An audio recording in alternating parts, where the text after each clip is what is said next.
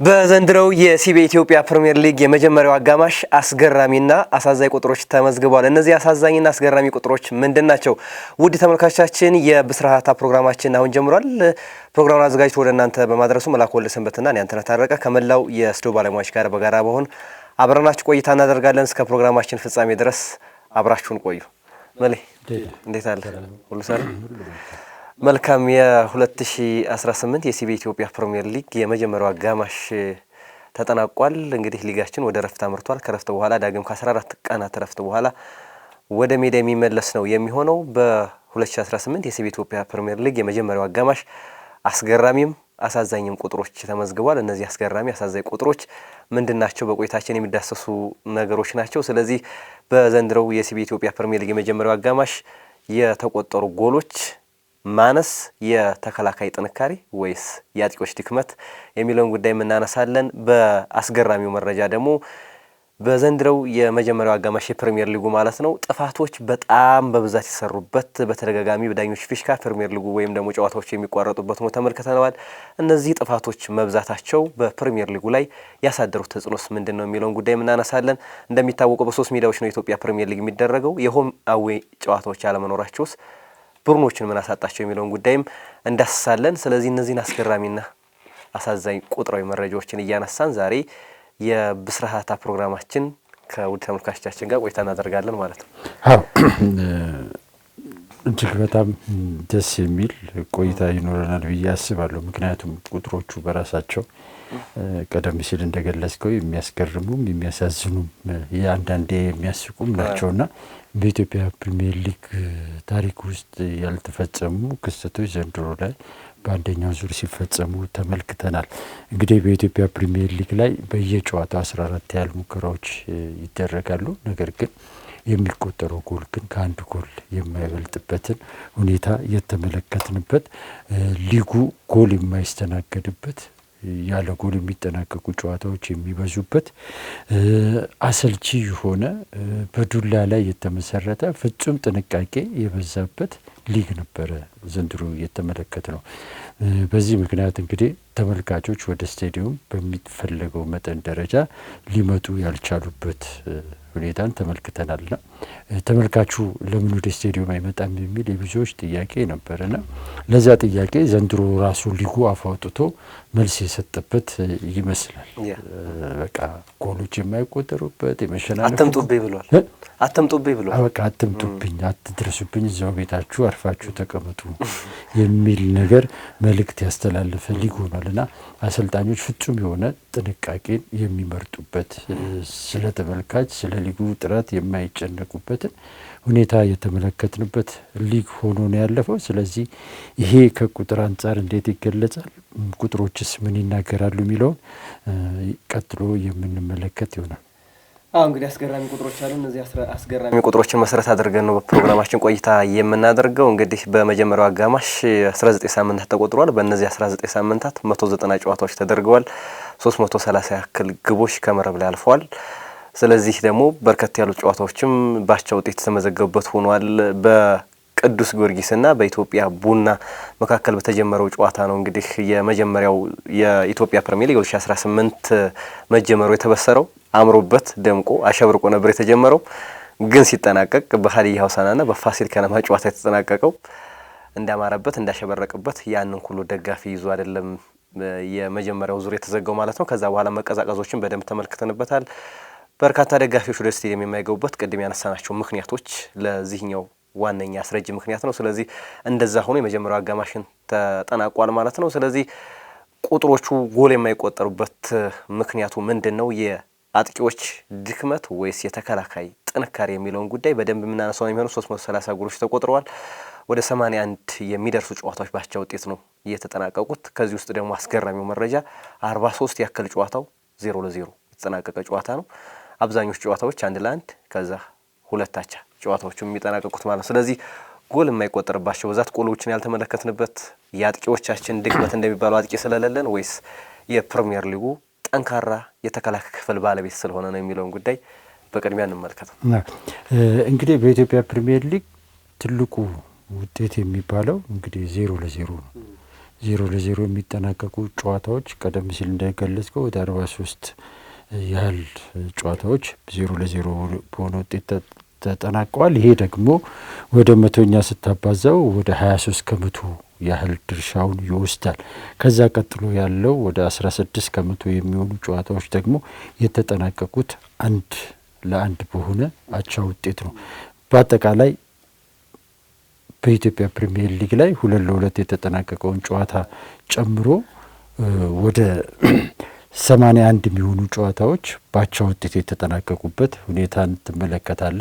ይሄ ማለት ደግሞ ከአጠቃላይ ጨዋታው ወደ 43 ከመቶ የሚሆነው ጨዋታ በአቻ ውጤት የተጠናቀቀ መሆኑን እንመለከታለን። እና በኢትዮጵያ ፕሪሚየር ሊግ እንግዲህ ትልቁ ንጉስ ቁጥር የሚባለው እንግዲህ 1-0 የሚጠናቀቅ ጨዋታ ነው።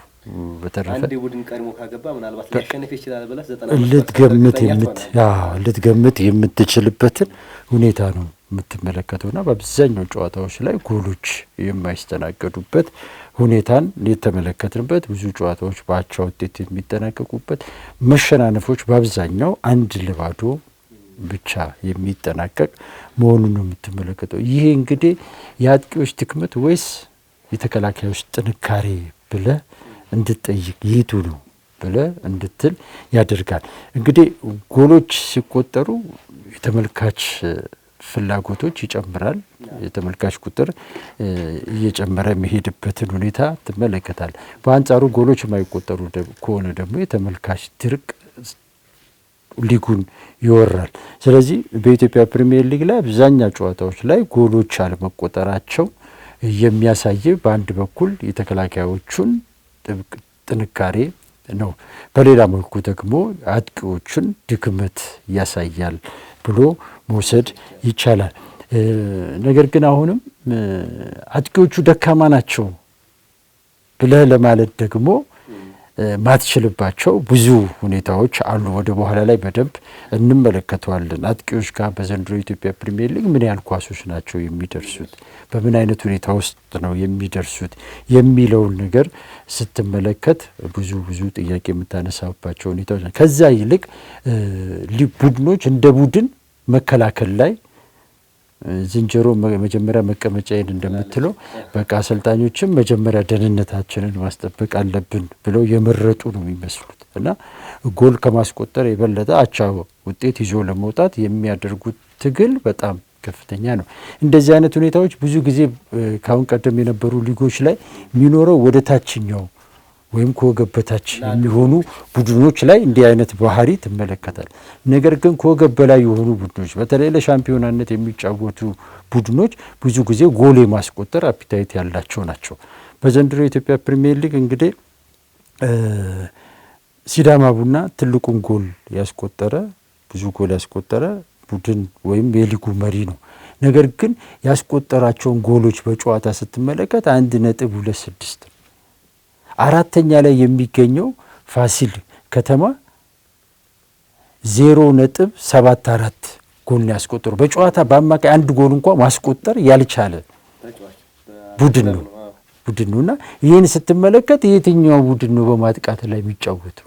በቃ ደረጃ መቀመጥ ስላለበት ተቀመጠ እንጂ አሁን ካናት ያሉት ቡድኖች እውነት የሻምፒዮና ቡድኖች ናቸው? ሻምፒዮና ለመሆን የሚያስፈልገውን ጎል የሚያስቆጥሩ ናቸው ወይ ብለህ ስትጠይቅ በጣም ጥያቄ ነው የምታነሳው። አሁን ሻምፒዮና ላይ ያሉ ቡድኖች የሚያስቆጥሩት ጎል ላለመውረድ ወይም ከወገብ በታች ያሉ ቡድኖች የሚያስቆጥሩትን ጎል ነው እያስቆጠሩ ያሉት። በሌላ ጊዜ የምናየው ያንን ነው። 1.1 እኮ ነው አሁን ሐዋሳ ከተማ ያስቆጠሩ። በጣም ይሄ ዝቅተኛ ቁጥር ነው። በእንደዚህ አይነት ሁኔታ ጎል የሚያስቆጥር ቡድን ሻምፒዮና ይሆናል ብሎ ማለት ከባድ ነው። ስለዚህ ይሄ የሚያሳይ ምንድን ነው? አብዛኞቹ ቡድኖች በመከላከል ላይ ያተኮረ የጨዋታ መንገድን እንደሚከተሉ እንደ ቡድን መከላከል ላይ ትኩረት እንዳደረጉ የሚያሳይ ነው። ቁጥሮች የሚናገሩት ይሄንን ነው። አሰልጣኞች የሚከተሉት የጨዋታ መንገድ መከላከልን መሰረት ያደረገ ነው ብሎ መናገር የሀያውን ቡድኖች መመሳሰል ምናልባት ትናንት ካነሳነው ፕሮግራም ላይ ተመሳሳይነት ያለው ነገር ልናነሳ እንችላለን። የፋይናንስ ህጉ ለእንደዚህ አይነት ነገር ተጽዕኖ አሳድሯል ብሎ ማንሳት ይቻላል። 20 ቡድኖች ተመሳሳይ ናቸው። እንግዲህ እየተመለከት ነው አጫዋታቸውን። የመጀመሪያውም የሊጉ መሪ የሚያስቆጥረው ግብ ተመሳሳይ፣ የመጨረሻ ያለው ላለመውረድ የሚጫወተው ቡድን ተመሳሳይ። ስለዚህ ይሄንኛው ደግሞ የዚህኛው ተጽዕኖ በደንብ ያለበት መሆኑን በደንብ መናገር ይቻላል። እዚህ ጋር ሊጉ በጣም ቀድሞ ሰዎች እንደዚህ አይነት ነገሮችን ይናገሩ ነበረ። የሊጉ አንድ አይነት ሊግ እንዴት ሊሆን ይችላል? ከፍተኛም ያለው ዝቅተኛም ያለው ተመሳሳይ ከሆነ እንዴት እንወዳደራለን የሚል ሀሳብ ነበረ። ያንን በደንብ እየተመለከትን ያለን ይመስለኛል። በተለይ ደግሞ የቡድኖቹ አጨዋወት መንገድ፣ አጠቃላይ የሚመጡበት ሰሪታቸው አንድ አይነት ቢሆን ከዛ ጋር የተያያዘ ይመስላል። ያው ብዙ ሰዎች ላለመውረድ 4 ስለሆነ ወራጁ የሚለው ላይ ትኩረት ያደርጋሉ። ግን የቡድኖቹ መመሳሰል ያንን ነገር አድርጓል። አርባ ምንጭ ከተማ የሚጫወትበት መንገድም ሲዳማ ቡና የተጫወተበት ነው። ፋሲልም አሁን እያነሳ ነው ያለው ቁጥር አስገራሚ ነው። ግን ለሻምፒዮንነት ከሚመደቡ ተርታ ውስጥ ነው የሚያስቆጥረው። ግን ከአንድ እንኳን ለመሙላት የሚያንገዳግድ ጎል እያስቆጠረ ነው ያለው። ስለዚህ ያኛው ነገር ተጽዕኖ አሳድሯል ብሎ ማንሳት ይቻላል። ምንም ጥያቄ የለውም። አንዳንድ ጊዜ ክፍያዎች ማንቂያዎች ናቸው። ክፍያዎች ግን አሁን ኢትዮጵያ ፕሪሚየር ሊግ ላይ ጫና ነው እየፈጠሩ ያሉት። አሰልጣኞች፣ ተጫዋቾች ከሚከፈላቸው ገንዘብ አንጻር ጫና ውስጥ እንደገቡ ይሄ ቁጥራዊ መረጃም ያስረዳ ይመስለኛል። በቃ ስለዚህ ከተሸነፍኩ እሰናበታለሁ። ስለዚህ ከምሰናበት እድሜን ማራዘም አለብኝ፣ አቻ እየወጣው እድሌን ልሞክር የሚል መንገድን አብዛኞቹ ክለቦች የመረጡት ነው ይመስሉ። እንዲያውም በዚህ አጋጣሚ የመቻል እግር ኳስ ክለብ ከጎል ድርቅ ጋር ተያይዞ የክለቡ አመራሮች ተነጋገሩና ምን ያደረጉ፣ ጎል ባገባ 10 ሺህ ብር እንሰጣለን አሉ። በቃ ጎል በቃ ሊያገባ አልቻለም። በተለይ 3ቱን ጨዋታ መደዳ ሲሸነፍ ደነገጡ የክለቡ አመራሮችና ካሰቡት እቅድ ጋር እየሄደላቸው አይደለም። ስለዚህ ያለ መለወጥ ብለው በጨዋታ ጎል 10 ሺህ ብር ሁሉ ማለት ላገባ ተጫዋች ተጨማሪ 10 ሺህ ብር እንሰጣለን የሚል በአንበረታቻ ሁሉ አድርገው በዛም ልክ ሊሄድላቸው አልቻለም ቲሙ። እነሱ ገንዘቡን አቅርበዋል። አሁን ገንዘቡን ግን የሚወስድ ተጫዋች ግን ማግኘት አሁንም አልተቻለም። ስለዚህ ይሄ የሚያሳየ ያጨዋወት መንገዱ ላይ ችግር እንዳለ፣ በተመሳሳይ ሌሎቹ ጋር እንደዚሁ ነገር አለ። ግን መቻል ከሌሎቹ ትንሽ ወጣ ባለ መንገድ እንትኑን ለማነሳሳት ተጫዋቾቹን ሞክሯል። ነገር ግን አሁን የሚያሳይ ነገር ቀደም ሲል አንተ ከገለጽከው ጋር ገንዘብ በራሱ ለተጫዋቾቹ ለቡድኑ የሚወጣው ኢንቨስት የሚደረገው ገንዘብ ልጆቹን የበለጠ ከማነቃቃት ባሻገር ጫና ውስጥ ነው እየከተተ ያለው። ስለዚህ አንዳንዴ ትላንት እንደተነጋገር ነው አቅምን መሰረት ያላደረገ ክፍያ ሁልጊዜም ውጤት አያመጣም። ስለዚህ አቅሙና የሚከፈለው ክፍያ አልተመጣጠነም ሲባል ምክንያቱ ሌላ ሳይሆን ይሄ ነው። ይሄው ውጤቱ እየተናገረ ነው። ይሄ ምቀኝነት፣ ተንኮሉ ምናምን አይደለም። ክፍያው በዝቷል ሲባል ይሄው ውጤቱ ነው የሚናገረው። ስለዚህ የኢትዮጵያ ፕሪሚየር ሊግ ላይ የሚከፈሉ ክፍያዎች በእውቀትና በእውነት ላይ ያልተመሰረተ መሆኑን ሊጉ እየተናገረ ነው። አፍ አውጥቶ እየተናገረ ጎሎች አይቆጠሩ። እንደ ግልም የሚያስቆጥር የለም፣ እንደ ቡድን የሚያስቆጥር የለም ሊጉ ላይ። ስለዚህ ይሄ እጅግ በጣም አሳሳቢ፣ የሊግ አመራሩም ፌዴሬሽኑም ክለቦቹም ቆም ብለው ሊያስቡበት የሚገባ ጉዳይ ነው። በተለይ አሰልጣኞች ከጨዋታ መንገድ ጋር ተያይዞ ራሳቸውን በደንብ መፈተሽ ያለባቸው እውነታ ነው። እውነት በአማካይ 1 ጎል ማያስቆጥር ቡድን የሊጉ መሪ ሲሆን በጣም ያማል። ይሄን ጎል በጣም ደካማ መሆኑን የምታየው አሁን እንግዲህ እንዳጠቃላይ በኢትዮጵያ ፕሪሚየር ሊግ በአማካይ 1.7 ጎል ነው እየተቆጠረ ያለው። በተመሳሳይ ኡጋንዳ ወይ ኬንያ ሊግ ላይ ብትሄድ ግን 2 እና ከዛ በላይ ጎል ነው የሚቆጠረው። በኢትዮጵያ ፕሪሚየር ሊግም ያለፉትን ዓመታት አማካይ ጎሎች ስትመለከት 2 ጎል እና ከዛ በላይ ነው። ኢትዮጵያ ንግድ ባንክ፣ ቅዱስ ጊዮርጊስ ምናምን እኮ ጎሎች ከዚህ ጎል በላይ ያስቆጥሩ ነበር። ስለዚህ አሁን ላይ እየወረድን የመጣ ነው እንደ ሀገር ከራሳችን ሊግ ጋር እንደገና ከጎረቤቶቻችን ጋር ስንነጻጸር አሁን ላይ ሊጋችን እየወረደ ሊጉ የጎል ድርቅ እንደመታው በተጨባጭ መናገር ይቻላል።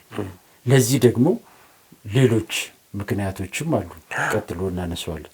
በደንብ የምናነሳቸው ይሆናል። ዞሮ ግን በኢትዮጵያ ፕሪሚየር ሊግ ላይ በመጀመሪያው አጋማሽ የተመለከትናቸው ነገሮች በተለይ ደግሞ የጎል ድርቅ የመታውን ሊግ በደንብ ተመልክተናል። ያለመሆኑ ደግሞ ሊጉን ሳቢነቱን በእጅጉ የቀነሰውና ጎሎች የማይቆጠሩበት ሊግ እንደሆነ በደንብ እየተመለከትን ነው ያለ ነው። ስለዚህ ያንን ደግሞ እንዴት ይቆጠራሉ የሚለውን ነገር ወደ ኋላ ላይ የምናነሳው የሚሆነው፣ ግን ከዚህ ጋር ተያይዞ ደግሞ ቀጣይ ማንሳት ያለብን ጉዳይ በተለይ ጎሎች አይቆጠሩበትም፣ ግን ከጎሎቹ በላይ ጥፋቶች የሚበዙበት ሊግ መሆኑ የዘንድሮው ሌላኛው አነጋጋሪ ቁጥር እሱ ነው። በየጨዋታው 28 በላይ ጥፋቶች ይሰሩበታል። ከ8 በላይ ካርዶች በየጨዋታው ይመዘዙበታል። ስለዚህ ይህኛው ደግሞ ሌላኛው የሊጉ አሰልቺ ገጽታው ነው። በደንብ ጨዋታውን ለማየት በተደጋጋሚ የዳኞች ፊሽካ፣ በጣም አስገራሚው ነገር ደግሞ ዳኞች ፊሽካ ከነፉ በኋላ የተጫዋቾች ከበባ ሁሉ የዲስፕሊን ጥያቄ የምታነሳበት በጣም በትልቁ የሚያወዛግቡ በእርግጥ የዳኝነት ስህተቶችም እንዳሉ እንደታጀቡ ሆነው ግን የጥፋቶቹ መብዛት ያው የዳኝነት ስህተቶች ራሱን የቻለ እንደሆነ ሌላ ራሱን የቻለ ፕሮግራም ያስፈልገዋል። ግን በዚህኛው ቁጥር ግን በደንብ ሊጉን የጎዳው የዘንድሮው የኢትዮጵያ ፕሪሚየር ሊግ ትልቅ መገለጫ የሆነው ማለት በኔጌቲቭ መልኩ መገለጫ የሆነው የጥፋቶቹ መብዛት ናቸው። እነዚህ የጥፋቶቹ መብዛት ደግሞ ፕሪሚየር ሊጉ ላይ አጠቃላይ ያሳደረው ተጽዕኖ ምንድን ነው የሚለውን ነገር እንመልከተው በደንብ። በተለይ ደግሞ ከጨዋታ ከእይታ ጋር በተያያዘ በደንብ የሰዎችን አእምሮ በደንብ መያዝ የማይችል ሊግ መሆኑን ይሄ ድብድብ ነው ወይስ እግር ኳስ ብለን እስክንጠይቅ ድረስ የተመለከትናቸው በርካታ አሰቃቂ ጥፋቶች ይሰሩበት። እውነት ለመናገር በጣም አሰቃቂ ጥፋቶች አይደለም 3-4 ጨዋታ ፍርድ ቤት ሁሉ የሚያስጠይቁ ጥፋቶችን ተመልክተንበታል በደንብ እና ይህን ጉዳይ በደንብ እንመልከት። እንግዲህ በየጨዋታው በእያንዳንዱ ጨዋታ 28 ጥፋቶች ይሰራሉ። ይህ ማለት እንግዲህ በየ3 ደቂቃው ጨዋታዎቹ ይቋረጣሉ ማለት ነው። በየ3 ደቂቃው ጨዋታዎች የሚቋረጡ ከሆነ ደግሞ ቡድኖች ሪትማቸውን ጠብቀው እንቅስቃሴያቸውን እንዳያስቀጥሉ ያደርጋል። ይሄ ለተመልካቹ አሰልቺ ነው። የቡድኖችንም የጨዋታ እንቅስቃሴ የሚያቆራርጥ ሊግ ነው የሚሆነው። ስለዚህ ይሄ እጅግ በጣም የሚያሳዝን የሚያሳፍር፣ በኢትዮጵያ እግር ኳስ ውስጥም እውነት ለመናገር በባለፉት ዓመታት ላይ እንደዚህ አይነት ነገር አላየንም። እንደ ሀገር መቼም ኢትዮጵያውያን እግር ኳስን በጥበብ ይጫወታሉ ተብለው የምንባል እንጂ ይራገጣሉ የምንባል አይደለንም። ስለዚህ ዘንድሮ ላይ ግን እርግጫ በዝቷል። እርግጫዎቹ ደግሞ አንዳንዶቹ ቀደም ሲል እንዳልከው በካርድ ብቻ ሳይሆን በቃ በወንጀልም ጭምር ሊያስጠይቁ የሚችሉ የሚመስሉ ጥፋቶች ናቸው። ዘግናኝ ጥፋቶች ሲፈጸሙ ተመልክተናል ኢትዮጵያ ፕሪሚየር ሊግ ላይ እና ይሄ ሁሉ ምንድን ነው? ለምንድን ነው ተጫዋቾች በዚህ ደረጃ እርግጫ ውስጥ የገቡት፣ በዚህ ደረጃ ጥፋት ውስጥ የሚገቡት የሚለው ነገር አሁንም ቀደም ሲል እንደገለጽኩልህ ትልቁ ችግር እና ዋነኛው የተጫዋቾች የቡድን ኬሚስትሪ ወይም ውህደት አለመኖር አንዱ ነው ብዬ ነው ማምነው። በደንብ ተጫዋቾች ሳይተዋወቁ ሲቀሩ፣ በቂ ዝግጅት ሳያደርጉ ሲቀሩ፣ ቡድኑ ከጉልበት ጋር በአጠቃላይ ከአጠቃላይ ዝግጅት ጋር ቡድኑ ከሚከተለው የጨዋታ መንገድ ጋር ቡድኑ ምን አይነት የጨዋታ መንገድ ነው? በቃ አይምሮውም እኮ በዛ ውስጥ አይደል የሚካተተው። ብትጫወትበት መንገድ ግልጽ ካልሆነ ስሜታዊ ነገሮች ይበዛሉ። በእውቀት ሳይሆን በስሜት እንድትጫወት ስሜት ደግሞ ብዙ ጊዜ እንደዚህ አይነት ዘግናኝ ጥፋቶችን እንድትፈጽም ያደርጋል። ስለዚህ ጤናማ ያልሆነው የተጫዋቾች ዝውውር፣ የቡድን ግንባታ የጨዋታው እንቅስቃሴ ላይ ትልቅ ተጽዕኖ ያመጣል። ቡድኖች በትክክል ካልተዘጋጁ፣ በቂ ጊዜ ካላገኙ፣ ምንም ቅርጽ ያለው ቡድን ይዞ አይመጡም። ስለዚህ ሁሉም ባገኙ አጋጣሚ ሁሉ ለመራገጥ ነው የሚሄዱ። ስሜታዊነት ይበዛል። አትግባባም። አንዱ እኮ አለመግባባት ነው እኮ ስሜታዊ የሚያደርግ ገብቷል። አንተ የኔን እኔ ያንተን ፍላጎት እንቅስቃሴ ካልተረዳውክ ምንጊዜም እኔ በአንተ በሳጫለሁ፣ አንተ በእኔ ትበሳጫለህ። ስለዚህ ስንበሳጭ ደግሞ የምናደርገውን አናቅም። ስለዚህ እንደዚህ አይነት ነገሮችን ነው የምትመለከተው። በቃ ቲሞች ምንም ቅርጽ ይዘው አልመጡም። አብዛኞቹ ቡድኖች እስቲ ከሌ ነው የሚጫወትበት መንገድ እንደዚህ ነው ብለህ የምትናገርለት ቡድን በዘንድሮ የኢትዮጵያ ፕሪሚየር ሊግ ላይ ማን ነው? እውነት ለመናገር ማን ነው? በተወሰነ ደረጃ እኮ በቃ የራሱ መንገድ ይዞ የመጣ ቡድን ፋሲል ከተማ ነው። በቃ ኳስ ንክኪውን አይፈልግም። ኳሱን ውሰዱ እናንተ፣ እኔ ግን በፈጣን ሽግግር ጎሎች ያስቆጥራሉ ብሎ ያንን መንገድ በየጨዋታው የምናይበት ቡድን ፋሲል ነው። የቀድሞ ውበቱ ባይኖርም ነገር ግን በቃ በመረጠው መንገድ። በተረፈ ግን ሌሎቹ ግን ዛሬ ሌላ ተነጎዳ ሌላ ቡድን ነው የምናየው እና ያ ከጨዋታ መንገድ ጋር ተያይዞ ነገሌ አርሲና ሲዳማ ቡና በተወሰነ መልኩ የተወሰነ ነገር አላቸው።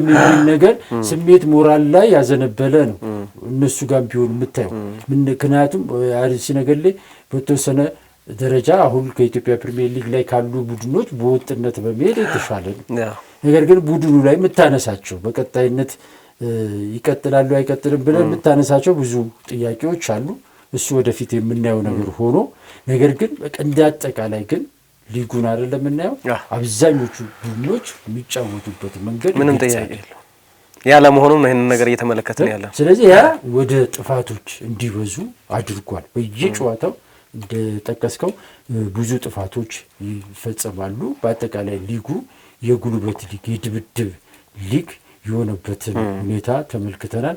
ይሄ ደግሞ የሊጉን ጥንካሬ እድገት በጣም የጎዳው በቀጣይነት ሊታረም የሚገባ ጨዋታዎች በረብሻ እንዲጠናቀቁ ቅሬታ ተቃውሞዎች የበዙበት እንዲሆን ያደረገ በተለይም በዘንድሮ የውድድር ዘመን ላይ ዳኞች ላይ ብዙ ቅሬታ ተቃውሞ እንዲነሳ ምክንያትም ሆኗል። እንደው ከዚህ ጋር ማለት ምናልባት የዳኞች በእርግጥ ግልጽ የሆኑ ስህተቶችን በደንብ ተመልክተናል። ዳኞች ላይ ግን ቅድም ረብሻ ስትል ያነሳው ነገር ዳኞችን ጫና ውስጥ የሚከት ረብሻዎች ግን በተጫዋቾቻችን ላይ እንመለከታለን። ዳኞች ላይ በግልጽ ጫና ለማሳደር የሚሞክሩ ተጫዋቾች ብቻም ሳይሆን እንደ ቡድን ራሱ በርካታ ነገሮችን ተመለከትን ነው። አንድ ጥፋት ሲሰራ ጥፋቱን ራሱ ግልጽ ሆኖ ጥፋት እየተመለከት ያንን ነገር ለማስቀየር የሚደረጉ ጥረቶች ከዛ በኋላ የመነጨ የጨዋታውን ሁኔታ የሚቀይሩ ነገሮች በጣም በተደጋጋሚ ተመልክተናል። በተለይ ይሄ ዳኛን መክበብ ነገር በዘንድሮ ኢትዮጵያ ፕሪሚየር ሊግ በእጅጉ በቃ ደስ የማይሉ ነገሮችን በደንብ ተመልክተናል። የሆነ ጥፋት ይሰራል፣ ሁሉም ተጫዋች ዳኛ ነው የሚከበው። ጥፋት ይሰራል፣ አሁንም ዳኛ ነው የሚከበው። እነዚህ አይነት ነገሮች ይሄ የሊጉን ገጽታ ደግሞ የበለጠ የሚገሉ ለተጫዋቾቻቸው ለፕሮፌሽናል እድገታቸው ራሱ ወደ ኋላ የሚያስቀር ምናልባት ነገር ለማየት ወይም ደግሞ ነገር ለመሻገር በሚያደርጉት ጥረት ውስጥ እክል የሚገጥማቸው ነገር ይመስለኛልና ያንን ነገርም በደንብ ተመልክተናል። በደንብ ጥሩ ያልሆኑ ነገሮችን በደንብ እየተመለከትን ነው። ግን ከዛ ባሻገር የጥፋቶቹ ነገር ምናልባት አሁን መጀመሪያ ላይ ስናነሳ ጥፋት ሲፈጸም መጀመሪያዎቹ 5 ጨዋታዎች ላይ በርካታ ጥፋቶች የተፈጸሙበት ነበሩ። እነዛ ሲባል አይ ከረፍት ስለመጣ ሊጉ ጉልበት ስላለ ከዚህ በኋላ ይደክማሉ ጨዋታዎች ሲደራረቡ የሚባል ነገር ነበር። ግን ያ በፍጹም ሳይቀንስ ቀጥሏል። በደንብ በየጨዋታው የሚሰራው ኮንስታንትሊ ያ ነገር እየተመለከትን ነው። ጎልና ይገባ ይሆን ብለን ተመልካች የሚሄደው ጎል ይገባ ይሆን ወይ ሳይሆን ጥፋት ይቀነስ ይሆን ብለን ሁላ የምንሄድባቸው አጋጣሚዎች ሁሉ በደንብ ተመልክተናልና በተደጋጋሚ የሚሰሩ ጥፋቶች በተለይ የተጫዋቾችን ኬሪየር የሚያሳጥሩ ጥፋቶችን በደንብ ተመልክተናል። በተለይ እኔ ማረሳው አቤኔዘር ዮሐንስ ከቢኒያም አብርሃ ላይ የሰራው ጥፋት በእጅጉ አሰቃቂ ጥፋት። ከዛም ባሻገር ደግሞ ኤልያስ አህመድ እንዲሁ ከባህር ዳር ከነማው የመጀመሪያው ሳምንት ላይ የሰራው ጥፋት ያም ከባድ ጥፋት ነበር። ካምሮ የማይጠፉ ጥፋቶች በጣም የሚያሰቀቁ ጥፋቶች አሉ። እነዛን ተመልክተናል። ዞሮ ግን አሁን የምትላቸው ነገሮች በሙሉ ሲጠቃለል የሚሆነው ቡድኖቹ የመረጡት የጨዋታ መንገድ እንደ ቲም ቡድኖቹ አለመሰራታቸው፣ ተጫዋቾች በስሜት የሚጫወቱ ስትሆን አቅም ሲያንስክ ውደት ሲያንስክ የምታደርገው ይሄንን ነው። በየጨዋታው ምክንያት እየፈለክ ዳኛ እያልክ የምትጨቃጨቅ ከሆነ የአቅም ችግር አለብህ፣ የዲስፕሊን ችግር አለብህ። ሌላ ምንም ከዳኛ ጋር ዳኛ አንድ ጊዜ ሊሳሳት ይችላል። አሁን ኢትዮጵያ ፕሪሚየር ሊግ ላይ ዳኞች በ90 ደቂቃ ውስጥ አንድ ጊዜ ተሳስቶ ያንን ስህተት የማጉላት ስራ ነው እየተሰራ ያለው። ይሄ የድክመት የመጨረሻው ጫፍ ነው ብዬ ነው ማምነው። በቃው ዳኛ አንድ ጎል ሻረብክ፣ ለምን 2 አግብተህ 2 ሽሮባል፣ 3 አግብተህ ሽሮባል። አንድ ቡድን ሲዘጋጅ እኮ ዳኛውንም ሜዳውንም ደጋፊውንም ለማሸነፍ ነው። በዛ ደረጃ ተዘጋጅቶ የሚመጣ ቡድን አለው የኢትዮጵያ ፕሪሚየር ሊግ ላይ። ሁሉም ለሰበብ የሚመጣ ከሆነ ችግር አለ እዛ ቡድን ላይ። ተጫዋቾቹም ሰበበኛ፣ አሰልጣኙም ሰበበኛ፣ ቤንች ላይ ያለውም ሰበበኛ፣ እዛ ቁጭ ብሎ አመራሩም ሰበበኛ ከሆነ እግር ኳስ እንዴት ነው የሚሆነው? እንዴት ነው የሚመራው? ያው እግር ኳስ ውስጥ እንደዚህ አይነት ነገሮችን አሸነፈ መውጣት በቃ ይሄ በየአመቱ እኔ ማየት የለብኝም። ሁሉም አሰልጣኝ በየአመቱ አሰልጣኝ ዳኛ ኮምፕሌን ያደርጋል። በቃ ለመቼ ነው ለማታሸንፈው ዳኛውን? ለምንድን ነው ማታሸንፈው ዳኛውን? እሺ 1 ጎል ይሻር፣ 2 ጎል አግባ፣ ከዛ ይሻር። እኛም እንፍረድ፣ ህዝቡም ይመን፣ ዳኛውም ወጥቶ በይፋ ይቅርታ እንዲጠይቅ አድርገው። ነገር ግን ያንተ ልጆች 15 ጊዜ ሲሳሳቱ ዝም ብለህ አንድ ጊዜ የተሳሳተውን ዳኛ ኮምፕሌን ማድረግ ተገቢና ትክክል ነው ብዬ አላምንም። ይሄ ችግር እኔ አሁንም ወደ ዳኞች ከማድረግ ይልቅ እኔ አሰልጣኞችና ተጫዋቾች ጋር ነው ማድረጉ፣ አመራሮች ጋር ነው ችግሩ አለ ብዬ ብለው ብዙ ልምድ ስላለኝ በፊት ጊዜ ስሙን አልጠቅስም የአንድ ክለብ ተጫዋቾች ሁል ጊዜ ከመዝናናት ጋር የተያያዙ ናቸው። አብዛኞቹ ተጫዋቾች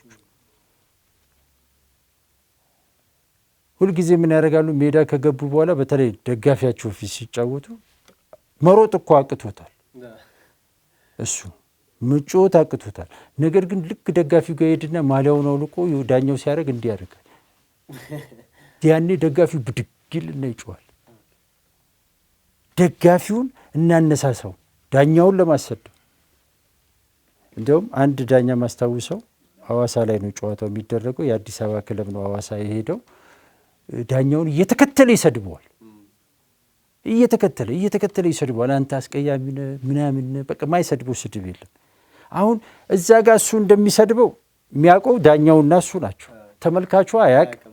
ስለዚህ አሁን አውጥቶ ቢያሳየው ደጋፊው ሌላ ነገር ውስጥ ሊገባበት ነው። ዳኛውን ፈራ። በኋላ መጨረሻ ላይ ምን አደረገው?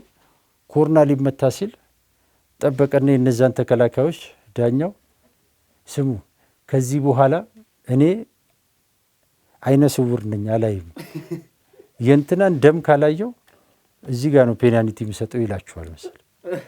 ከዛ ኮርና ሲሻማ በቃ ደመሰሱት ልጁ ነው። በቃ ደም በደም ሆነ ወደቀ ልጁ። ኳሱ ሲወጣ እሱ እንዳላየ ወደዛ እየሮጠ ይሄዳል ዳኛው። በቃ በካርድ ማስወጣት ሲያቅተው በቃ እዛ አስመታው። በኋላ ልጁ ሄዶ ታክሞ ምናምን ሮጦ መጥቶ እንደገና አንተ ይሄን አታይም ምን እኔ አላየሁም ምናምን አለ። ስለዚህ አሁን ደም አይደለ ቀይ አይደለ የፈለከው ይኸው ቀይ ተሰጥቷል፣ ካሁን በኋላ ተጫወታለሁ። እና እንደዚህ የሚያደርጉ ተጫዋቾች አሉ።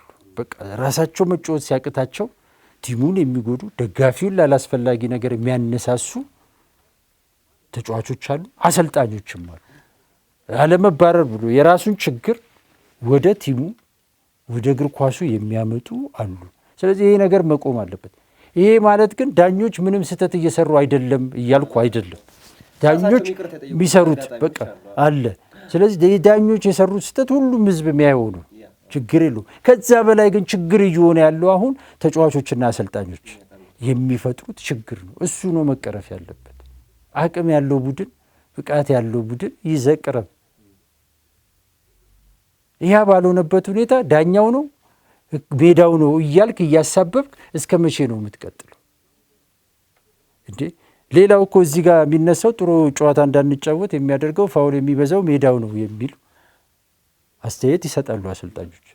እውነት ሜዳው ነው? የአዲስ አበባ ስቴዲየም ሜዳ በዚህ ደረጃ ያን ያህል ያውም አሁን ለምዶውታል። አንድ ቡድን 10 ጨዋታና 15 ጨዋታ ተጫውቶ ሜዳው ነው ጥሩ ኳስ እንዳንጫወት ያደረገን ሚል ከሆነ ችግር አለበት። ከሜዳው ጋር የሚስማማ ጨዋታ ይዘህ መምጣት አለበት። በቃ ከኢንቫይሮንመንቱ ጋር መግባባት ተለዋዋጭ ነው አይደለ? ቅድ ተለዋዋጭ ነው እንደሚባለው እንደ ሲቹዌሽኑ ደግሞ መሆን አለበት። ያ ቡድን እሱ ለአንድ ቡድን ብቻ ሳይሆን ለሁሉም ቡድን ነው። ግን ነገር ግን ይህን ምክንያት የሚያቀርቡ አሰልጣኞች አሉ። የመጀመሪያ 1 ጨዋታ 2 ጨዋታ ይሄን ልትል ትችላለህ፣ 3 ጨዋታ እሺ። ከዛ በኋላ 5 10 ጨዋታ ግን ከሆነ ምን አይነት ኢትዮጵያውያን ተጫዋቾች ስንባል በየትኛው ስፖንጃ ሜዳ ላይ ነው እንደ ስንጫወት ያደግ ነው? ልምምድ የሚሰሩት አሁን ምን አይነት ሜዳ ላይ ነው ሰርተው ነው አሁን የአዲስ አበባ ስቴዲየም ሜዳ ሁሌ ኮምፕሌን የምታደርገው? ይሄ ከስራ ጋር ከአቅም ከብቃት ጋር ነው የሚያያዘው። የአሰልጣኙ አቅም የተጫዋቾቹ አቅም እንጂ ሜዳ እያልክ እንደዚህ ሰበብ እየፈለክ አሁን ዳኛ ሲሆን ዳኛ ከዳኛው ሲያልፍ ደግሞ ሜዳ ከሜዳ ሲሆን ደግሞ የውድድሩ ሰዓት ከውድድሩ ሰዓት አወዳዳሪ ስለማይወደድ ነው እንዲህ እየተባለ ወዴትም መድረስ አይቻልም።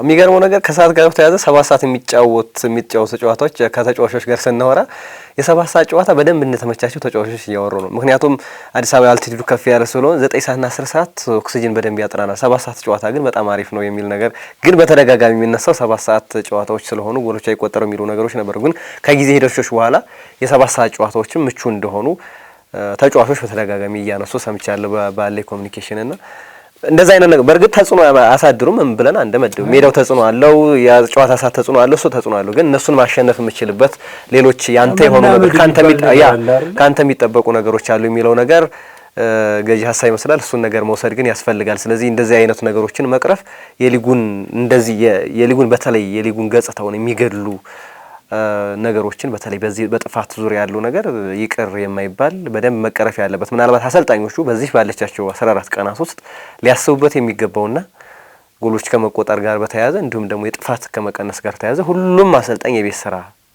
አለበት ብሎ መናገር ይቻላል። ስለዚህ ያንን ያስተካክላሉ ብለን ተስፋ እናደርጋለን። አዎ እዚህ ጋር አሁንም አሰልጣኞች መሰመር ያለበት ማወቅ ያለባቸው ነገር ይሄ ጥፋት እየተፈጸመ ያለው አሁን ለምሳሌ ጥፋቱ አንዳንድ ጊዜ ሜዳዎች ኳሶች ኮንትሮል ማድረግ ሳትችል ስትቀርብ ስሜታዊ ሆነ ሄደህ የምትፈጽማቸው ጥፋቶች አሉ ከሜዳ ጋር የተያዙ ጥፋቶች።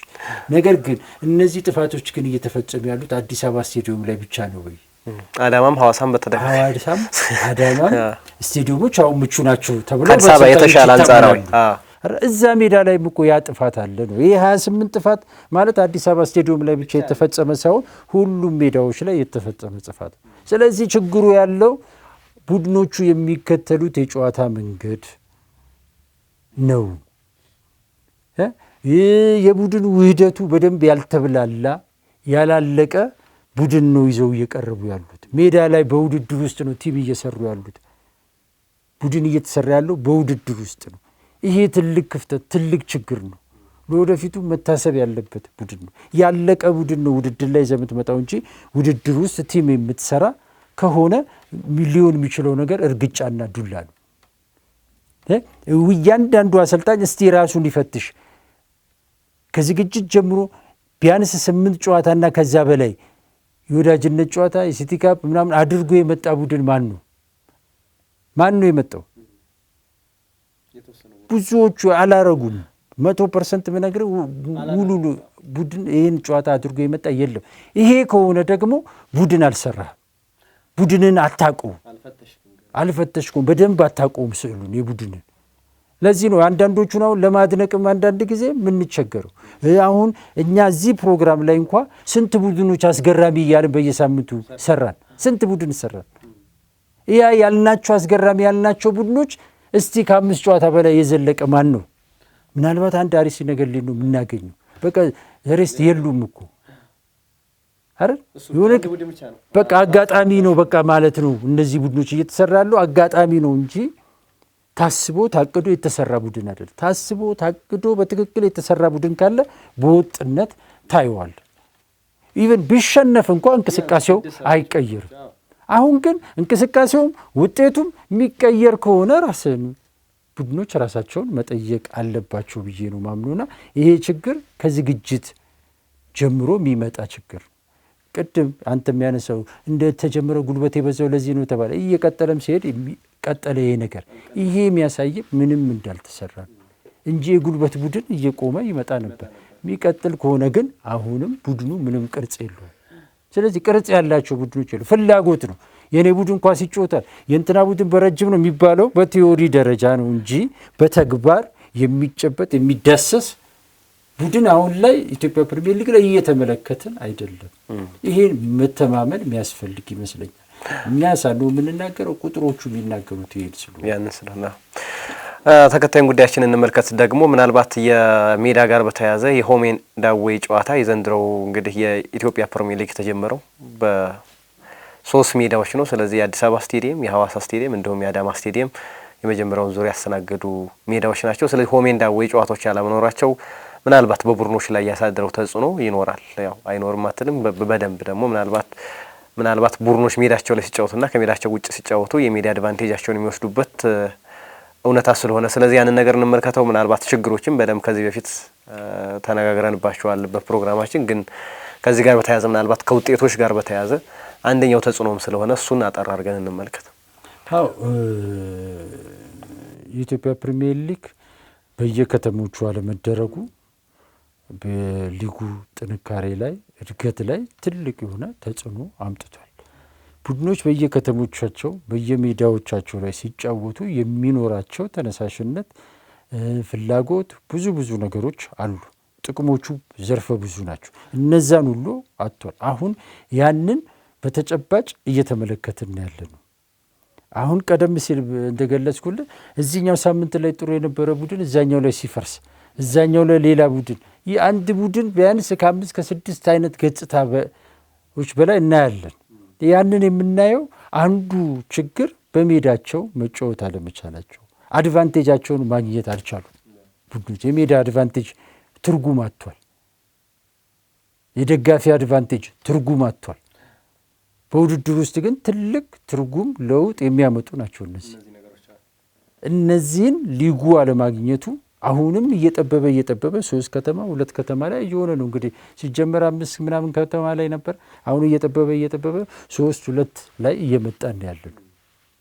ይሄ ሊግ ሁሉ ብር ወጥቶ በዚህ ደረጃ የሚካሄድ ሊግ መምራት እኔ ከባድ እና አስቸጋሪ ገንዘብ ማባከን ነው የሚመስለኝ። የሚሆኑ እሱ ነው። በፍጹም ከተሞች ያወጡትን ገንዘብ በተለይ ከተማ አስተዳደር ክለቦች በቃ በዚህ ደረጃ የሚካሄድ ከሆነ ለምን ይሄን ሁሉ ብር ይወጣል? መንተም ጋር ተያይዞ ምናልባት ከቱሪዝም ጋር ተያይዞ ምናምን የሚያገኙት ነገር ይኖር ነበረ። ይሄ ከተሞች አሁን በተደጋጋሚ እናነሳቸው የከተማ አስተዳደር ክለቦች ከከተማ በጀት ነው የሚወጡት። ግን ሜዳቸው ላይ ቢጫወቱ ደግሞ ያንን ነገር በተዘዋዋሪ ህብረተሰቡ የሚጠቅሙበትና አጋጣሚ የሚያገኙበት እድል ከፍተኛ ነበረ። ያን ነገር ማግኘት አለመቻላቸውም ያው ከዚህኛው ከሜዳ ውጭ ባለው በቡድኖቹ ጥንካሬ ላይ በፋይናንስ በለው በቡድን ጥንካሬ ላይ በለው በሌላም በመልካም ገጽታ ግንባታ በስፖርት ቱሪዝሙን ብዙ ነገሩን ገሎታል። አትሊስት ሁሉም ከተሞች ላይ ማድረግ ባይቻል ይሄ ቁጥር እየበዛ የሚሄድበት ስርዓት መፈጠር ነበረበት። አለመፈጠሩ አለመሆኑ ግን እግር ኳሱን ጎድቶታል። በጣም እየጎዳው ነው። ያው እንዳይፈጠር ያደረጉት መሪ ከሜዳ ጋር በተያያዘ የሜዳ ጥሮት የኢትዮጵያ ፕሪሚየር ሊግ ሲጀመርም ከነ ችግሮቹ ነው የተጀመረው። አሁንም ከነ ችግሩ መቀጠል ይችላል። የግዴታ ወደ ፐርፌክሽን ይምጣ ብሎ ማለት አይቻልም። ይሄ የኛ ሊግ ነው። ካፍም እንደዚህ ብሎ አገደን፣ ከሀገር ወጣን። አሁን እኛ መሰደጃ የለንም የኢትዮጵያ ፕሪሚየር ሊግ። ስለዚህ ባለው ሲቹዌሽን ውስጥ መጫወት አይሻልም? ከዚህ ያኛው የተመረጠ ነው፣ የተሻለ ነው። የጨዋታ ቀረጻ መካሄድ አለበት ምናምን ግዴታ አይደለም። ለኔ ቢደረግ መልካም ነው። ካልሆነ ግን የተመረጡ ሜዳዎች ላይ ቀረጻዎቹ እየተደረጉ ግን ውድድሩ ሁሉም ጋር ተደራሽ መሆን መቻል አለበት። ዞሮ ቀረጻም ተደረገ ምናምን እግር ኳሱን ቀረጻውን ተደረገ ያሉት ቲሞች አሁን የሀያውን ክለቦች ቲሞች ምናልባት ሐዋሳ፣ አዳማ፣ አዲስ አበባ ነው አይደል የተደረገ የነበረው። ከዚህ በኋላ አሁን ሊደረግ ለምሳሌ ፋሲል እና ባህር ዳር አሉ አይደል። ምናልባት የባህር ዳር ዓለም አቀፍ ስቴዲየም አሁን ሊደርስ ይችላል። ግን ባለው ሁኔታ ውስጥ ወደዛ የሚሄዱ ነገር አሁንም ሊጉ ያንን ነገር በእርግጥ የባህር ዳር ከተማ አስተዳደር ያን ነገር ጠይቆ ነበር። አሁን የሚሆነው እድል ጠባብ ነው። ግን ቢባል ሌሎች አሁን ለምሳሌ ወላይታም ወይ አርባ ምንጭም ወይም ደግሞ ሀዲያ የሚሄድ ቢባል ሜዳ የለም። ስለዚህ የት ሊሄድ ይችላል? ከነዚህ አማር አላ በየወርሳሞ ስቴዲየም ነው። ግን አሁን በየወርሳሞ ስቴዲየም ይሄንን ሊግ ለማስተናገድ በቂ ነው ወይ? ከዚህ በፊት ያስተናግድ ነበር አይደል?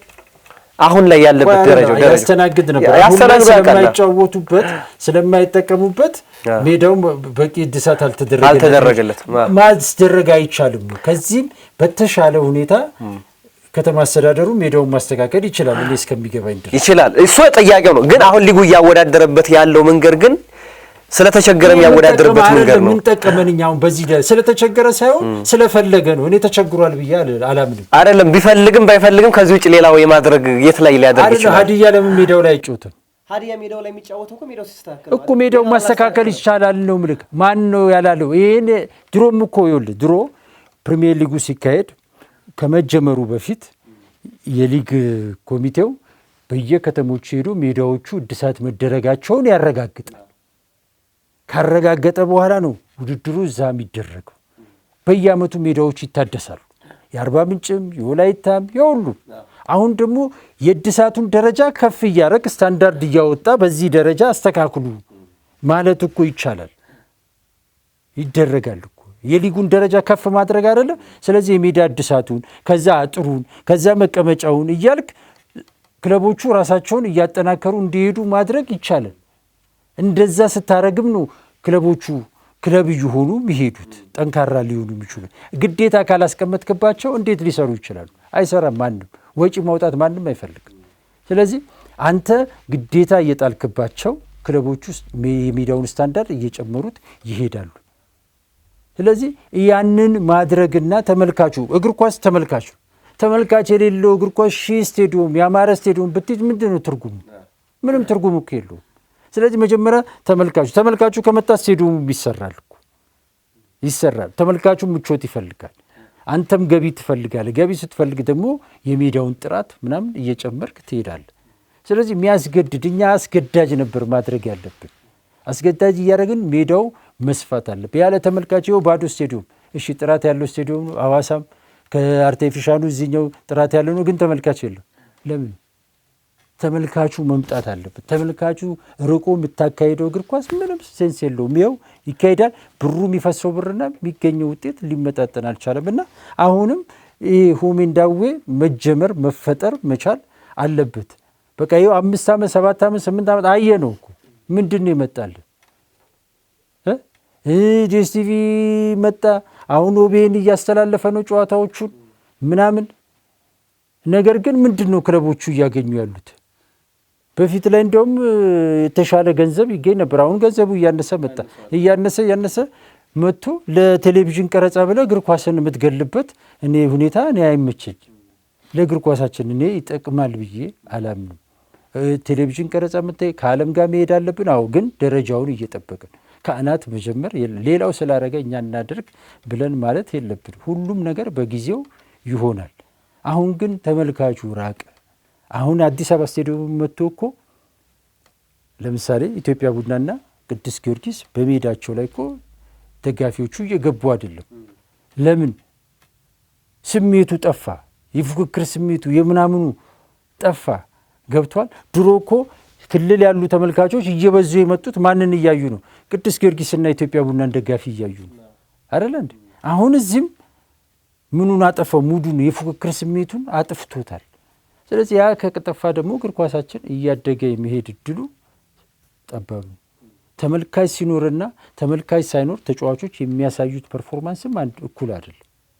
እሱ በራሱ እኮ ተጽዕኖ አድርጓል ውድድሩ ላይ።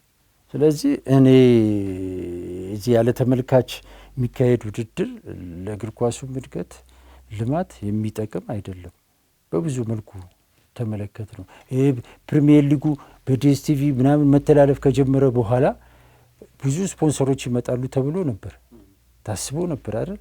ለስፖንሰሮች አማራጮች ተፈጥረው ነበር ራሳቸው የሚያስተዋውቁበት። ነገር ግን እስቲ የመጣ ስፖንሰር እንዲህ የሚሸጥ እግር ኳስ የለንም እኮ በቃ እሱኗ እግር ኳሳችን ሲያድግ ስፖንሰር እኮ እነሱን የምታመጣው ዲኤስቲቪ ከመጣ እሱን አብሮ ይዞት መምጣት አለበት እኮ። ከዛ በፊት በነበረበት ሰዓት እኮ የነበሩ ስፖንሰሮች ናቸው ያሉት። ከዛ በፊት ሲመጡ ምን አይተው መጡ? ተመልካቹን አይተው። አበሻ ቢራ እነ ሜድሮክ ምናምን ቡናን ጊዮርጊስን ስፖንሰር ያደረጉት እኮ ተመልካቹን አይተው ነው። ስፖንሰሮች ወደ ሜዳ የሚመጡት ተመልካቹን አይተው ነው። ኢቨን እግር ኳሱ እንኳን በሚፈለገው ደረጃ ባይሆን የነሱ ዓላማ ተመልካቹ ስለሆኑ ተመልካቹን ፈልገው ይመጣሉ። አሁን ተመልካቹ ራቀ። ተመልካቹ ከራቀ ደግሞ እግር ኳስ ህይወት አይኖሩ። የገንዘቡ ምንጭ የሀብቱ ምንጭ ተመልካቹ ነው። ስለዚህ ተመልካቹ ላይ ነው መስራት ያለብን። ሌላው ነገር ቀርቶብን ተመልካቹን ይዘክ ከሆንክ የሚጎልህን ነገር መጨመርና ማሳደግ ትችላል። ያለ ተመልካች ግን ገንዘቡን ሀብቱንም አታገኝም፣ እግር ኳሱንም አታገኝም። እግር ኳሱም እየጠፋ ነው።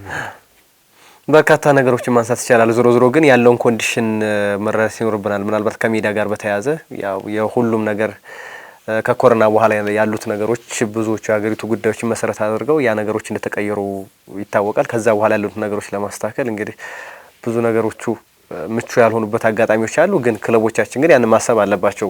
ለምሳሌ ባህር ዳር ሰርቶ የባህር ዳር ከተማ አስተዳደር እናስተናግድ የሚል ጥያቄ ቀርቧል። ሀዲያም ከፈለገ ሜዳ አስተካክሎ እናስተናግድ ብሎ መጠየቅ መቻል አለባቸው እንደ ከተማ አስተዳደር በራሳቸው። ተመልካቹ እኔ ቢውል በእንደዚህ አይነት ነገር መሰመር ያለበት የሊግ ካምፓኒውና ፌዴሬሽኑ ተመችቷቸዋል። ይሄ ውድድር እኔ በግልጽ ምነግርህ ለአወዳዳሪው ይመቻል፣ ለአመራር ይመቻል። ይሄ ውድድር እግር ኳሱን ስለማይወዱት እነሱ። ነገር ግን አሁን እኛን ከሀገር እንድንሰደድ ያደረገን ካፍ ነው፣ ፊፋ ነው፣ እንዳንጫወት ያስገድደ። ይሄን ካላሟላ አትወዳደርም ብሎ ያለው የኢትዮጵያ እግር ኳስ ፌዴሬሽን ሊግ ካምፓኒውም ይሄንን ነው ሊሉ የሚገባው። ይሄን ካላሟላ እዚህ ሊግ ላይ አትወዳደርም ካላሉ እንዴት ነው ክለቦች ለማለ ግን እንደዚህ ብሎ አሁን የኢትዮጵያ እግር ኳስ ፌዴሬሽን ይሄንን ሜዳ ካላሟላ አትወዳደርም ቢል ይሄንን ሜዳ ሟልቶ የሚወዳደር እናገኛለን አለ። ይኸውልህ ቀደም ሲል እኮ ነገርኩህ እኮ ባለን አሁን ስቴዲየም ብለን ስንልክ አሁን እንደምንለው ያን ሳይሆን በእኛ ሀገር ስታንዳርድ ከዚህ በፊት ተደርጓል። ይሄን ካላሟላ አትወዳደርም እየተባሉ እኮ ቲሞች ሜዳዎች ታግደዋል።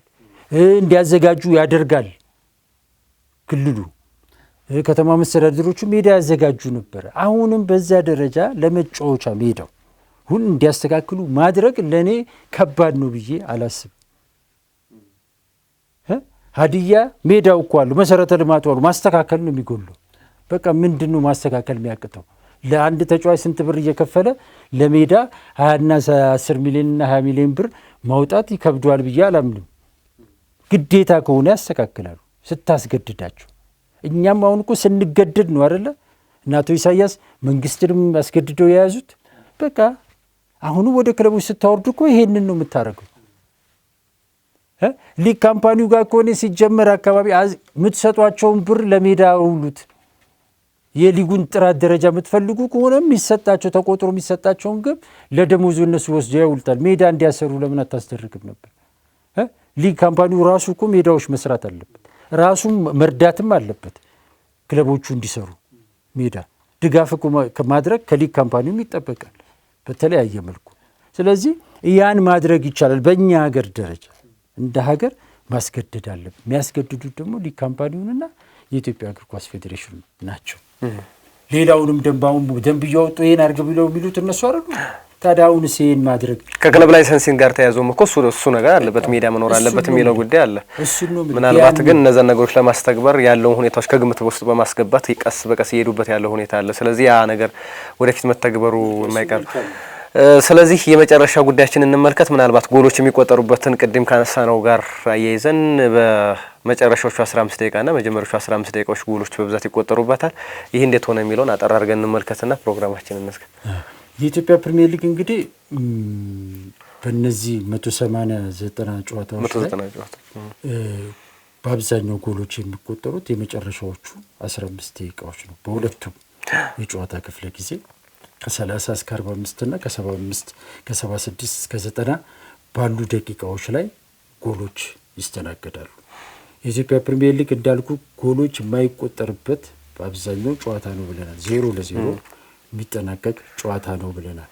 ነገር ግን ጨዋታዎቹ እስከ 75ኛው ደቂቃ ድረስ ጎሎች ባይስተናገዱ እንኳ ከ75ኛው ደቂቃ በኋላ ጎል ሊስተናገድ ይችላል ብለ እንድጠብቅ የሚያደርግ ሁኔታ እንዳለ ቁጥሮች ይናገራሉ። 20% የሚሆኑ ጎሎች የሚቆጠሩት ከ76 እስከ 90 ባሉ ደቂቃዎች ላይ። ይሄ ማለት ምን ማለት ነው? ምንድን ነው የሚናገረው? ለምንድን ነው የመጨረሻ 15 ደቂቃ ላይ ጎሎች የሚቆጠሩት ብለ ስትል አንደኛው ከአካል ብቃት ጋር ይያያዛል። ቡድኖች እንግዲህ ከ60 ከ70 ደቂቃ በኋላ እየደከሙ እንደሚመጡ ነው የምታየው። አንደኛው ችግር የጉልበት ማጣት፣ የትንፋሽ ማጠር ችግሮችን ትመለከተ። ሁለተኛው የትኩረት ችግር። እንግዲህ አቅም እየደከመ ሲመጣ፣ አይምሮ እየደከመ ሲመጣ ትኩረት እንትን በጣም ታጣለ። ስለዚህ በዛ ጊዜ ላይ ጎሎች ይቆጠራሉ። ብዙ ጨዋታዎችን መጥቀስ ይቻላል። አሁን ላይ የሊጉ ክስተት የሆነው ነገሌ አርሲ መነሻው እንግዲህ 92ኛና 94ኛው ደቂቃ ላይ ያስቆጠረው ጎል ነው። ከዛ በኋላ ሲዳማ ላይ እንደዛ አድርጓል። ከዛ በኋላ ሸገር ላይ እንደዚህ አይነት ነገሮችን መፍጠር ችሏል አርሲ ነገሌ። በእነዚህ ደቂቃዎች የቲሙ የዛሬ ማንነት ሊገነባ እንደቻለ መናገር ይቻላል። ሌሎች ቡድኖችም በተመሳሳይ በእነዚህ ደቂቃዎች ላይ ጎሎች ያስቆጥራሉና የዚህ ዋነኛ ችግር በዋናነት ቅድም የነገርኩክ ሁለት መሰረታዊ ነገሮች ናቸው። የትኩረትና የአካል ብቃት ችግር ሊሆን ይችላል። ሌላው ጨዋታዎቹ እያለቁ ሲመጡ ቡድኖች በጣም ጥንቃቄ ያደርጋሉ። አንደኛው ቡድን ደግሞ ጎል አስቆጥሮ ጨዋታውን ይዞ ለመውጣት ይፈልጋል። በዚህ መሀል ላይ እንግዲህ አንደኛው ቡድን ወይ ጎሉን ነቅሎ ይመጣል። በዛ ክፍተት በሽግግር ጎሎች የሚቆጠሩበት ሁኔታ እንዳለ ትመለከታለህ። በአጠቃላይ ግን ዋናውና ትልቁ ነጥብ ሊሆን የሚችለው የትኩረትና የአካል ብቃት ችግር፣ የታክቲክ አረዳድ ችግር። አንዳንድ አሰልጣኞች በመጨረሻዎቹ 15 ደቂቃዎች ላይ ውጤትን መቀየር ችሏል በቅያሪ ተጫዋቾቻቸው እና በተከተሉት የታክቲክ ለውጥ ጨዋታዎችን አሸንፈው የወጡበት ወይም በኢትዮጵያ ፕሪሚየር ሊግ ላይ ጎሎች የተቆጠሩበትን ሁኔታ ተመልክተናል ብሎ መናገር ይቻላል። አዎ በበርካታ ጎሎች እንደዛ ተቆጥረዋል። ግን ከተቆጠሩት ጎሎችም አጠቃላይ ያነሳናቸው እንግዲህ አነስተኛ ጎሎችን ተመልክተናል። ሻምፒዮን የሚሆነውን ቡድን እንግዲህ ከአንድ ጎል ለማስቆጠር የተንገዳገደ ያለበትን ሁኔታ በደንብ ተመልክተናል። ከዛ ባሻገር ግን በጥቅሉ ግን በተለይ የጥፋቶችን በተመለከተ የፕሪሚየር ሊጉን ገጽታዎች በደንብ ያጎደፉ ነገሮችን በደንብ ተመልክተናል። ስለዚህ በሁለተኛው አጋማሽ እነዚህ ያነሳናቸው ነገሮች በተለይ ደግሞ ከጎል ማስቆጠር ጋር በተያያዘ የጎል አስቆጣሪዎችም ችግር በደንብ እየተመለከት ነው። ስለዚህ የቀደም ያነሳናቸው ያጫወት ጉዳዮችንም በአሰልጣኞቻችን የሰላ ምንድነው የሚባለው የሰላ ትችት ነው የሰላ ማስተካከል አድርገው ወይ ይመጡበታል ብለን ተስፋ እናደርጋለን። እንግዲህ በቀጣይ ባሉት 14 ቀናት ውስጥ እነዛን ነገሮች ያስተካክሉ። በእርግጥ ሁለተኛው አጋማሽ ላይ የበለጠ ደግሞ ጥንቃቄን የሚፈልግ ይመስለኛል። ስለዚህ ከነዚህ በታች ጎሎችን እንመለከታለን የሚልም ስጋትም ይኖረኛል። እኔ በበኩሌ ምናልባት ጨዋታዎች እየቀጠሉ ወይም ደግሞ የጨዋታዎቹ ቁጥር ከፍ እያለ በሄደ ቁጥር ላለመውረድ የሚደረጉ ትግሎች አሉ፣ ለሻምፒዮንነት የሚደረጉ ትግሎች በዛው ልክ ናቸው። ስለዚህ በፍጹም በተለየ መንፈስ ሁለተኛውን ጨዋታዎች በእጅጉ ፈታኝ ሊሆኑ እንደሚችሉ ምንም ጥያቄ የለውም። ስለዚህ ከ330 በላይ ጎል መቆጠሩንም መጠራጠራለሁ።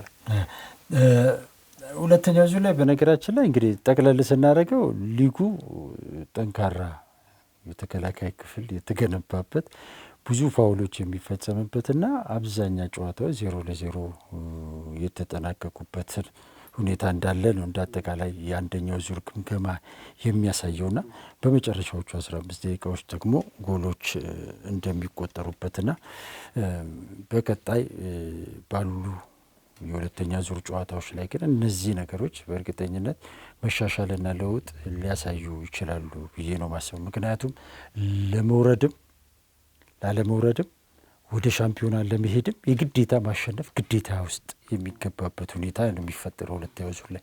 በነገራችን ላይ ሁለተኛው ዙር ላይ በአብዛኛው መሻሻሎች ቡድኖች ያሳያሉ።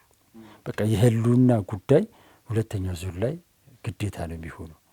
እንዳሁኑ አቻ ይዤ ነጥብ ይዤ ነገ እጠብቃለሁ ምናምን የምትልበት ጨዋታ የለም። ጨዋታው እየተጠናቀቀ ነው የሚሄደው።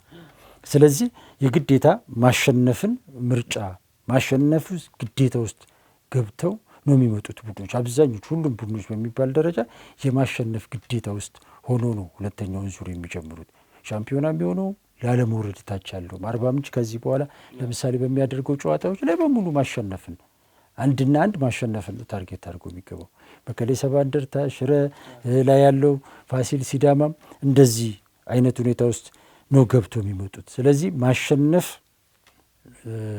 በሁሉም ቡድኖች ትኩረት ስለሚደረግ ጎሎች የግዴታ መቆጠር አለባቸው ለመሸናነፍ ደግሞ። ስለዚህ ብዙ ጎሎች ሊቆጠሩ አሁን ከተቆጠሩ ጎሎች የበለጠ ሊሻሻሉ የሚችሉበት ሁኔታ እንዳለ መናገር ይቻላል። ካለፉ ልምዶችን በመነሳት ቡድኖቹ አሁን ካሉበት አጣብቂኝ ውስጥ አንጻር ስትመለከተው ጎሎች በደንብ መቆጠር አለባቸው። ስለዚህ ሁለተኛው ዙር ላይ ይሄንን አሻሽለው ይመጣሉ ብዬ አስባለሁ። በዚህ ብናጠናቀቅ መልካም። እንግዲህ የዘንድሮው የሲቢ ኢትዮጵያ ፕሪሚየር ሊግ የመጀመሪያው አጋማሽ ወይም ደግሞ የመጀመሪያው ዙር በኢትዮጵያ ቡናና በቅዱስ ጊዮርጊስ ሸገር ደርቢ ጨዋታ ተጀመረ። 1-0 ተጠናቀቀ። የመጀመሪያው ዙር መጠናቀቂያ ደግሞ ፋሲል ከነማን ከሀዲያ ሆሳዕና ያገናኙ ጨዋታ በ1-0 ተጠናቆ እንግዲህ 1-0 የመጀመሪያውን ዙር አጠናቀናል። ውድ ተመልካቾቻችን የሲቢ ኢትዮጵያ ፕሪሚየር ሊግ የመጀመሪያውን ዙር መጠናቀቅ ምክንያት በማድረግ በኢትዮጵያ ፕሪሚየር ሊግ የመጀመሪያው ዙር የተመዘገቡ አስገራሚ ወይም ደግሞ አስደናቂ እንዲሁም አሳዛኝ ቁጥራዊ መረጃዎችን ያነሳንበት ወይም ደግሞ ያካፈልንበት የዛሬው የብስራታ ፕሮግራማችን የተከታተላችሁትን ይመስል ነበረ። ፕሮግራም አዘጋጅ ወደ እናንተ በማድረሱ መላኩ ወልደሰንበትና እኔ አንተነህ ታረቀ ከመላው የስቱዲዮ ባለሙያዎች ጋር በጋራ በመሆን አብረናችሁ ቆይታ አድርገናል። እናንተስ በመጀመሪያው ዙር የሲቢ ኢትዮጵያ ፕሪሚየር ሊግ ያላችሁን ሀሳብ አስተያየት ወይም ደግሞ ግምገማና ምልከታችሁን በኮሜንት ሴክሽን ላይ አካፍሉን። ሰናይ ጊዜን ተመኘን።